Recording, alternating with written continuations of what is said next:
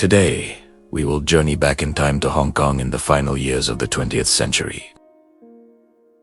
A city of dreams, of glamour, and also the place that concealed one of the most horrifying true crime stories in Asian history.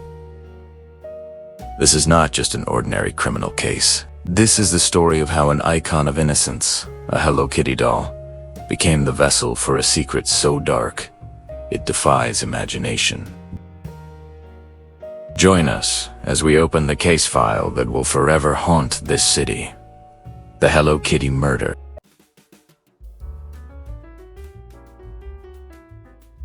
The 1990s. To the Western world, Hong Kong was a miracle, a vibrant postcard from the future of Asia. Just a few years after the 1997 Asian financial crisis, the city was still fighting to maintain its image as an invincible financial hub. The skyline was dominated by glass and steel skyscrapers, symbols of capitalism's power and limitless ambition. Beneath the never-ending glow of neon lights, the star ferries diligently crossed Victoria Harbour, connecting two worlds. On one side, Hong Kong Island with its upscale office districts, and on the other, the bustling, chaotic Kowloon Peninsula. To Western tourists, Hong Kong in the 1990s was a miracle of modernity, clean, efficient, and safe. Everything, from the subway system to the shopping malls, operated like a well-oiled machine. The Lion Rock spirit, the philosophy that anyone can succeed with enough hard work, seemed to be present everywhere.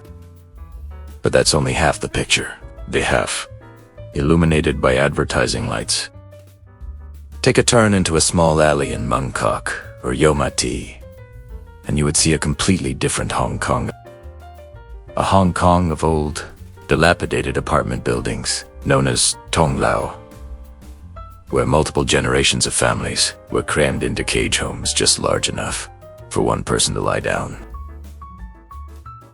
The population density here is among the highest in the world, creating a cruel urban paradox.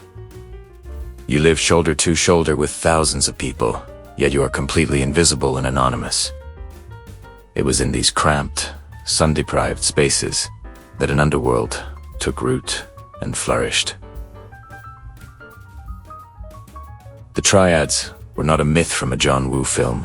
They were a part of everyday life.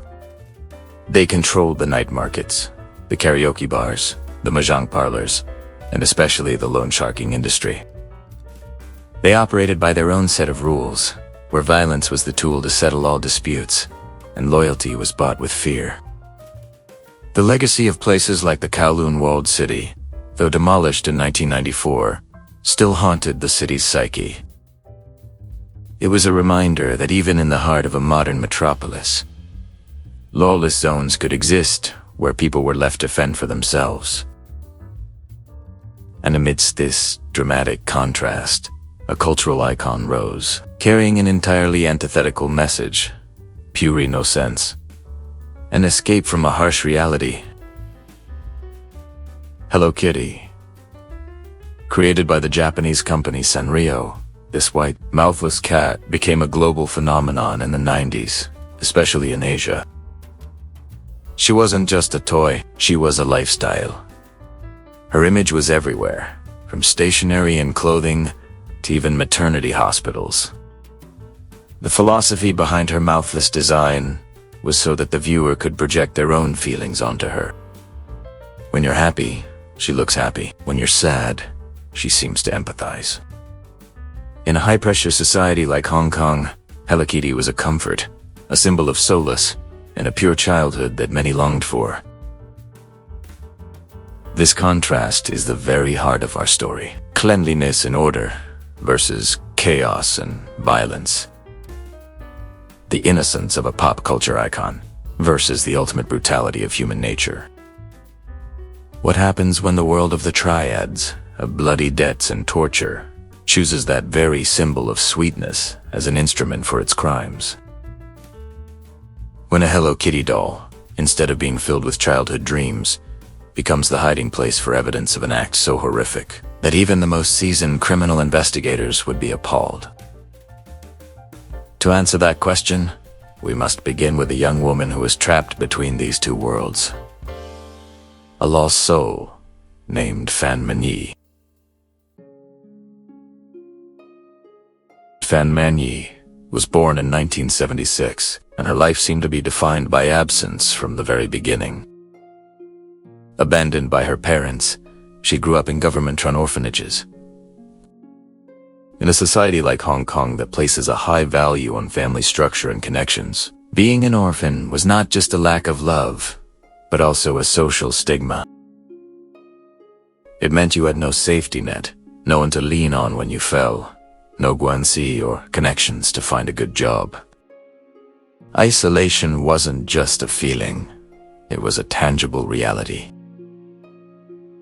As she entered her teenage years, she rebelled. It was an understandable reaction from someone trying to find an identity and control in a life where she felt she had none. She ran away from home, started using drugs, and was quickly drawn into the world that many young women in similar circumstances find themselves in, the nightlife industry. She worked as a hostess, or mama-san, in nightclubs and brothels in Kowloon. This job, on the surface, promised an escape. Money, fleeting glamour, beautiful dresses, and flattery. But in reality, it was a cleverly laid trap. Her clients were often businessmen, but there was no shortage of gang members. She had to learn to navigate a world where the line between flirtation and threat, between a fun night out and a dangerous debt, was razor thin. She had to learn to smile when she was terrified, to drink glasses of alcohol she didn't want, and to ignore the illegal activities happening all around her. She had a son, born in 1996. The birth of a child should have been a new beginning, a reason for her to escape the mire. But in the brutal reality of Hong Kong, it became an unbearable financial burden. Her drug addiction worsened, and she needed money, a lot of money, to both raise her child and feed her habit. It was this desperation that pushed her into the arms of the most dangerous predators. Chan Man-lok, 34 years old, was one such predator. He was a low-level figure in the Triad ecosystem, but in the small world of datters and nightclub girls, he was a king. His business was running a brothel and loan sharking. He wasn't a muscle-bound enforcer from the movies. He was a skinny drug addict, but his cruelty was well known. He had two trusted underlings, Luang Weilan, 27, and Luang Xingqiu, 21. They were not reluctant accomplices. They were part of a small group, bound together by drugs, violence, and a sick sense of power over those weaker than them. The relationship between Fan Man-yee and Chan Man-lok was a typical toxic dynamic in the underworld. She was the debtor. He was the creditor. She feared him, yet she also had to rely on him for drugs.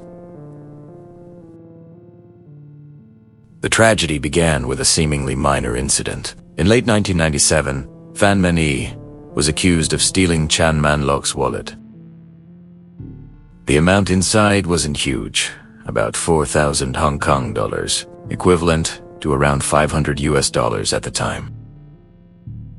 There was no proof she had done it, and it's very likely it was just an excuse Chan Man-lok fabricated.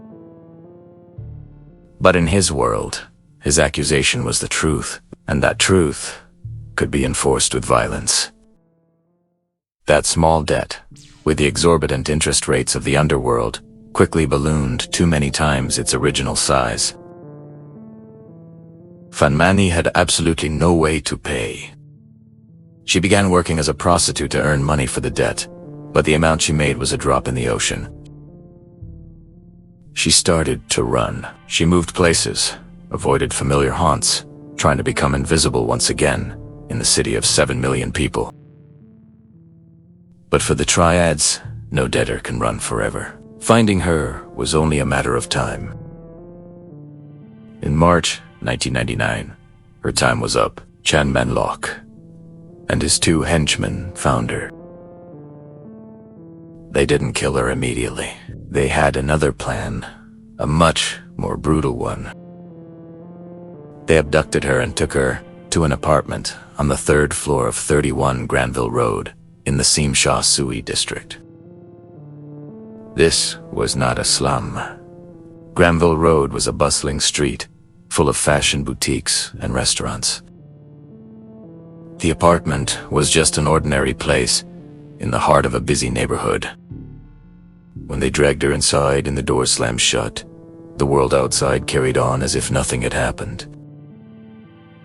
No one knew that behind that door, one of the darkest chapters in Hong Kong's criminal history had just begun. We will not go into the graphic details of what happened to Fan Man-yee in that apartment. In adherence to community guidelines, and above all, out of respect for the victim, we will not describe the horrific acts of violence. Instead, let us try to listen to the final echoes from her mind, an inner monologue during more than a month of captivity. This is a psychological journey through the stages of terror, from hope and fear, to despair, and finally, to surrender. This monologue is a narrative construction, carefully based on common and well-documented psychological responses to extreme and prolonged trauma. It uses these general principles to create an empathetic and psychologically plausible interpretation of her experience.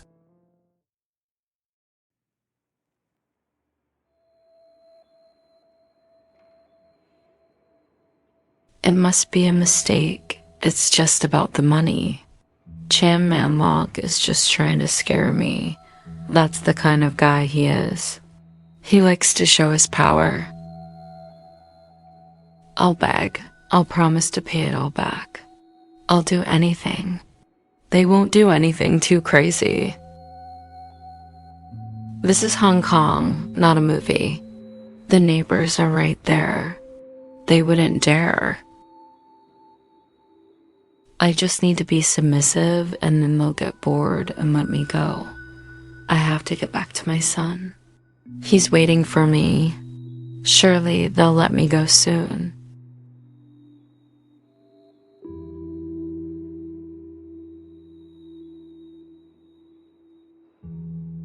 No, this isn't a threat. This pain, it's real. It consumes everything, seeping into every cell. I can't think about anything else but the pain. Why are they doing this? For money? No, it can't be. I see it in their eyes. The enjoyment. They're enjoying this. They laugh when I scream. They turn up the music to drown out my crying. And that girl, she's only my son's age. How can she look at me with such cold eyes? Where is the outside world? The sound of traffic, of people talking. They're still there right outside, but it feels like another planet. I'm in a box, a torture box with no exit. I tried to scream. The first time, I screamed with all my might, but nothing happened. Only their laughter.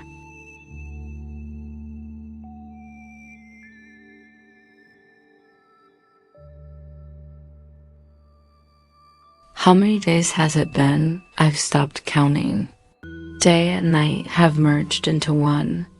Pain is the only measure of time. I don't feel hungry or thirsty anymore. My body doesn't feel like my own anymore. It's just an object for them to use as they please. They talk about me right in front of me as if I'm a piece of furniture. They discuss what they'll do next as if planning a party. I see the Hello Kitty doll on the bed, the mermaid-shaped pillow. It looks at me, blank, mouthless, just like me now. I want to speak, to beg, but there are no words left. My mind starts to drift. I remember old memories, fragments of another life. I remember the smell of the soup my foster mother made. I remember the first time my son learned to walk. These memories are both a comfort and a knife.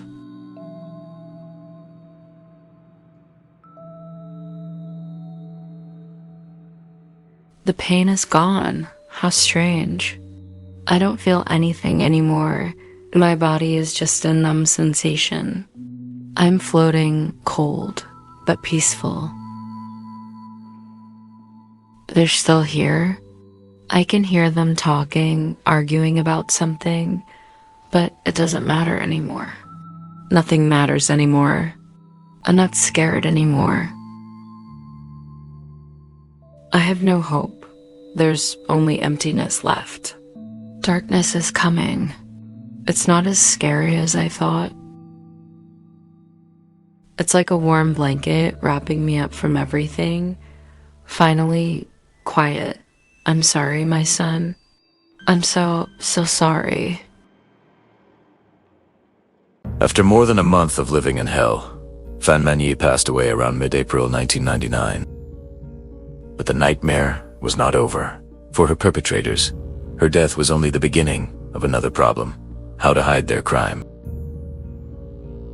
And the solution they devised would push this case from brutal to a level of savagery almost impossible to comprehend. This case is more than just a crime. It's a roche test for society, exposing the cracks and the dark corners we often try to ignore. To truly understand it, we must dissect it, piece by piece. This is the most crucial part of exploring the unanswered mysteries about the nature of evil. Analysis 1. The psychology of the perpetrators, the banality of evil.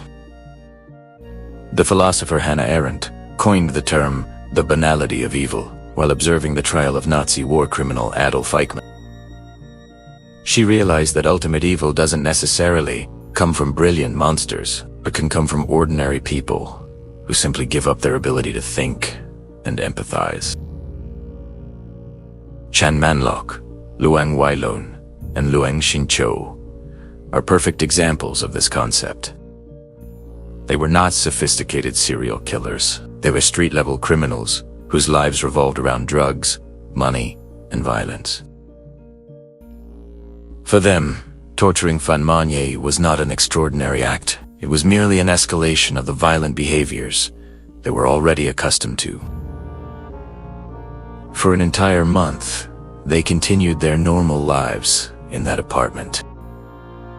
They cooked, watched TV, played games, and had friends over, while just a few feet away, a human being was being destroyed. Violence had become so normalized that it became part of their daily routine. They no longer saw Fan Man-yee as a person, but as an object, a source of sick entertainment. Perhaps the most disturbing character is Fong, the 14-year-old girlfriend of Luang Xin-cho. The participation of a child in such a crime shocked everyone. Fong's psychology is a complex maze. Was she forced? There was certainly an element of coercion, but reports indicate that she also participated actively. Perhaps it was a desperate attempt to be accepted by the group, a way to prove herself tough in an environment where weakness meant death. Or, more terrifyingly, perhaps she had become so desensitized that she no longer perceived the cruelty of her actions.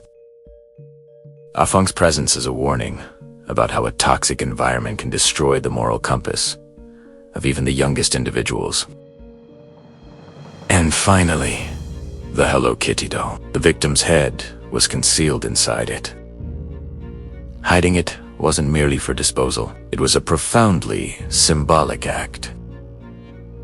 It was the ultimate violation, a nihilistic act aimed at destroying the meaning of everything. By combining the purest symbol of innocence with the evidence of atrocity, they created a grotesque hybrid. It was a mockery directed at the world, a declaration that nothing is sacred and that everything can be defiled and destroyed. Analysis 2. The victim and society. The bystander effect. Fan Man-yee's tragedy was not just the result of the actions of 3 criminals. It was also enabled by the silence of society.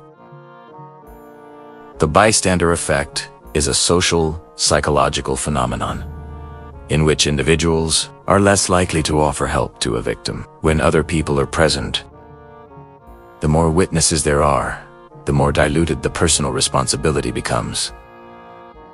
The apartment at 31 Granville Road was in a typical Hong Kong high-rise, where the walls are often very thin. Neighbors later admitted to the police that they had heard screams, crying, and unusual noises for weeks. But no one called the police. Why? Why? Some said they thought it was just a domestic dispute. Others were afraid, not wanting to get involved in the affairs of the Triads. But the deepest reason was likely the mind-your-own-business culture of modern urban life. People are taught to respect privacy, not to interfere in others' affairs. But the line between respecting privacy and callous indifference is incredibly thin. The silence of the neighbors unwittingly turned that apartment into an isolated island, a torture chamber, soundproofed from the conscience of the world. After the case came to light, the building became a famously haunted location. Stories of a woman's ghost wandering the hallways, of tragic cries echoing from the empty apartment, spread throughout Hong Kong. Whether you believe in ghosts or not, this phenomenon has a profound psychological meaning. When the legal system seemed unable to deliver adequate punishment, society created another form of justice. Supernatural justice. The ghost of Fan Man-yee was the embodiment of collective guilt, of remorse, and the longing for retribution. It was a way for society to remind itself that this crime must not be forgotten. Ultimately, the building was demolished in 2012, a physical attempt to erase a psychological scar that could never heal. Analysis 3. Cultural contrast, challenging Western stereotypes. For Western audiences, this case is particularly shocking because it shatters long-held stereotypes about Asia, often through the lens of Hollywood and the media. East Asian societies like Hong Kong, Japan, or South Korea are portrayed as highly ordered, disciplined, safe, and somewhat cute, with cultural icons like Hello Kitty, anime, or K-pop. This case mercilessly tore that image apart. It showed that depravity, violence, and the darkest corners of human nature are universal problems, not confined by geography or culture. It exposed an uncomfortable truth. The veneer of modernity and civilization is incredibly thin anywhere in the world. The Hello Kitty murder forces us to face a reflective question. Is the indifference of the neighbors in Hong Kong really so different from the silence in an American suburb, where a case of domestic violence unfolds behind closed doors? Is the dehumanization of the victim by Triad criminals fundamentally different from how gangs in Los Angeles or Chicago treat their enemies? The symbols may differ, a Hello Kitty doll here, something else elsewhere. But the psychological mechanisms of evil, the collapse of empathy, and the failure of a community to protect its most vulnerable members are tragic themes that repeat themselves across the globe. This is not a weird Asian story. It is a human story, in all its complexity, and at times, its horror.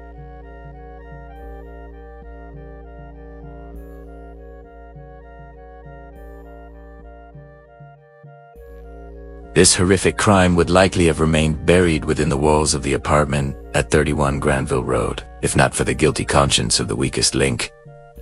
the young girl, Afong. More than a month after Fan Man-yee's death, what she had witnessed and participated in began to haunt her in the form of relentless nightmares. The image of Fan Man-yee in her final days had become a ghost in her mind. On May 24th, 1999, Afong couldn't take it anymore. She walked into a police station in Simsha Sui and began to tell her story. At first, the officers were skeptical. The story was too horrific, too grotesque to be believable. It sounded like the plot of a B-grade horror movie. But Afong's persistence and the specific details in her account convinced them to launch an investigation. A team of investigators was dispatched to the apartment. The scene inside, though it had been cleaned, still bore the traces of a crime that could not be erased. The forensic evidence collection was a nightmare. But then, they found the detail that confirmed the most horrifying part of Afong's story. In the bedroom, there was a mermaid-shaped Hello Kitty doll. It was unusually heavy. When the forensic officers cut it open, they found what was inside, a human skull, which had been boiled to remove the soft tissue. DNA tests later confirmed it belonged to Fan Man-yee. Chan Man-lok, Lung Wai-lon, and Lung Xing-shou were quickly arrested. At the police station, they showed no remorse. Instead, they blamed each other, each trying to downplay his own role and pin the worst of the crimes on the others. Their trial in late 2000 became a media sensation. The Hong Kong public followed every detail, hoping for the harshest possible sentence. However, the legal system faced a major challenge. Due to the extreme measures taken to dispose of the body, forensic investigators could not determine the exact cause of death. Did Fan Man-yee die from a specific blow? From blood loss? From shock due to prolonged pain? Or from exhaustion? There was no evidence that could definitively prove a single cause. This was a crucial point in Hong Kong law, which is based on the British system. To combat for murder, the prosecution must prove intent to kill and a direct act leading to death. Because they couldn't do that, the charges against them were reduced to manslaughter. In December 2000, all three were found guilty of manslaughter and sentenced to life in prison. However, under the law, this sentence allowed for the possibility of parole after a certain period of time. For the victim's family and the public, this verdict was an insult. It felt as though the legal system, with its rigid rules, had failed to deliver true justice for a crime that exceeded all human limits. Afong, due to her minor status and her role as the prosecution's key witness, was granted full immunity from prosecution and placed in a witness protection program, disappearing from public view. This video is for the sole purpose of sharing information about the case. All images and characters are for illustrative purposes only. We wish to express our deepest condolences and respect to the victims and their families in this heartbreaking case. Their story reminds us of the importance of justice and truth. The story of Fan Man-yee and the Hello Kitty doll is a grim warning. It shows that evil can fester in apathy, and violence can hide behind the most ordinary facades. It forces us to look more closely at our own societies, to listen for the forgotten screams, and to never underestimate the darkness that can exist, even in the most seemingly civilized places. If you found this video informative, please like, share, and subscribe to the channel so you don't miss future cases, as we explore more meaningful true crime stories. Thank you, and see you next time.